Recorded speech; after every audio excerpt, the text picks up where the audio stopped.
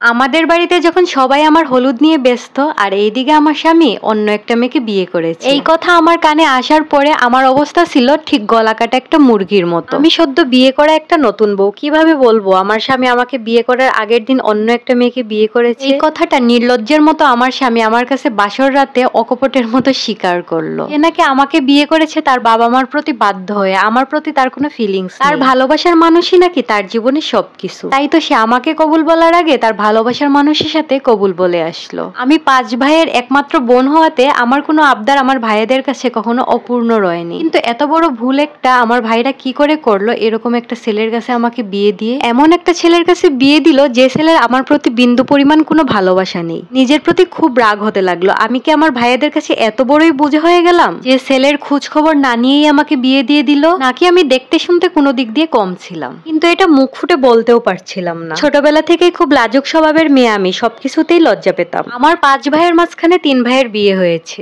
আমার ভাবিদের সাথেও আমার খুব ভালো সম্পর্ক। এক কথায় তারা আমাকে চোখে হারায়। আমিও মনে মনে ঠিক করে নিলাম আমি আড়াইনায়ের দিন বাবার বাড়িতে গিয়ে সবকিছু খুলে বলবো ভাবিদের। এইভাবে তো আর একটা মানুষ বাঁচতে পারে না, কত কিছু ভেবে গেলাম। অথচ তাদের সামনে যাওয়ার পর আমার মুখ দিয়ে কোনো কিছুই আর বের হলো না। তারা আমাকে নিয়ে এতটাই উল্লাসী ছিল, তাদেরকে আমি কিভাবে বলি যে ছেলের কাছে তোমরা তোমাদের চোখের মনিকে দিলা, সেই ছেলেই তোমাদের চোখের মনিকে চোখেই দেখে না। আমার স্বামী আমাকে আমাদের বাড়ির সামনে নামিয়ে দিয়ে চলে এসেছে, বাড়ির ভেতরে পর্যন্ত সে ঢুকে নাই। নতুন বউ হওয়াতে সবাই আমাকে জিজ্ঞেস করলো আমার হাজবেন্ড কোথায়, আসেনি কেন। সদ্য নতুন বউ হওয়াতে সবাই আমাকে জিজ্ঞেস করলো বাড়ি কেমন, শাশুড়ি কেমন, শ্বশুর কেমন। সবাইকে শুধু একটা উত্তরই দিচ্ছিলাম মাথা নাড়িয়ে, সবাই ভালো। আর বলেন তো ভালো বলবোই না কেন? সত্যি বলতে আমার শ্বশুর শাশুড়ি আমাকে অনেক আদর করে, কারণ তারা আমাকে খুব শখ করে পছন্দ করে বিয়ে করিয়ে নিয়ে গেছে। কিন্তু যার সাথে সংসার করব বলে এতদিন কোনো ছেলের সাথে কোনো সম্পর্কই করি নাই, যে বিয়ের পর আমার স্বামী আমার প্রথম ভালোবাসা হবে, অথচ আমার স্বামীরই নাকি অন্য একটা ভালোবাসা আছে। তখন ওই মেয়েটার প্রতি আমার প্রচন্ড হিংসা হতো, যে কত না জানি সুন্দর ওই মেয়েটা, যার রূপে মুগ্ধ হয়ে আমার স্বামী আমার দিকে ঘুরেও তাকায় না। 1-1.5 মাস এরকম চুপই থাকলাম, আমার স্বামীও আমাকে কিছুই বললো না। একই ঘরে আমরা অজানা অচেনা মানুষের মতো থাকতাম, অথচ বাহিরে আমরা এমন বিহেভ করতাম যেন আমরা একে অপরকে চোখে হারাই। একদিন হঠাৎ করে আমার শাশুড়ি আম্মার মাথায় তেল দিতে দিতে জিজ্ঞাসা করে ফেললাম, আচ্ছা মা, আপনার ছেলের কি কোনো মনের মানুষ ছিল? হঠাৎ দেখলাম আমার শাশুড়ি চুপ হয়ে গেলেন। তখন আর বুঝার বাকি রইল না যে আমার শাশুড়ির এই জিনিসটা অজানা নয়। শাশুড়ি আম্মাও আমাকে বললেন, হ্যাঁ ছিল তো, কিন্তু এখন আর নেই, তার জন্যই তো তোমাকে বিয়ে করিয়েছি, যাতে অন্য কোনো মেয়ে আর তার মনে না আসতে পারে। শাশুড়ি আমাকে বললেন আমার ছেলের যে মেয়ের সাথে সম্পর্ক ছিল সেই মেয়েটা অনেক খারাপ ছিল, যার জন্য ওর সাথে আমি বিয়ে দিইনি। ওই মেয়ের সাথে আমার ছেলের আর কোনো সম্পর্ক নেই। মাথায় তেল দিতে দিতে আমি মনে মনে বললাম, আরে মা, আপনার ছেলের তো ওই মেয়ের সাথে এখনো সম্পর্ক আছে, যাকে আপনার ছেলে আমার আগেও বিয়ে করেছে, যাকে আলাদা বাসা নিয়ে আপনার ছেলে আলাদাভাবেই রাখছে।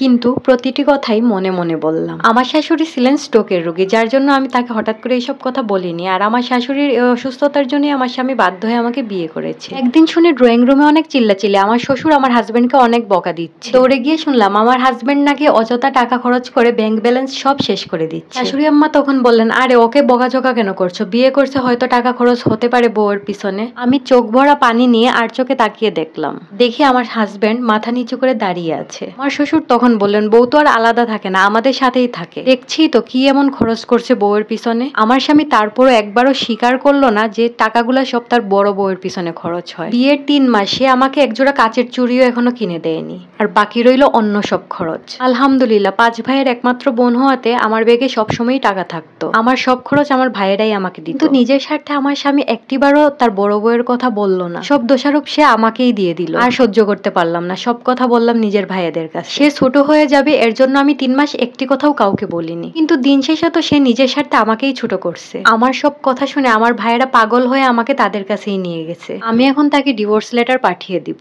সে তার মতো শান্তিতে বাঁচুক, আমিও একটু ভালোভাবে বাঁচতে চাই।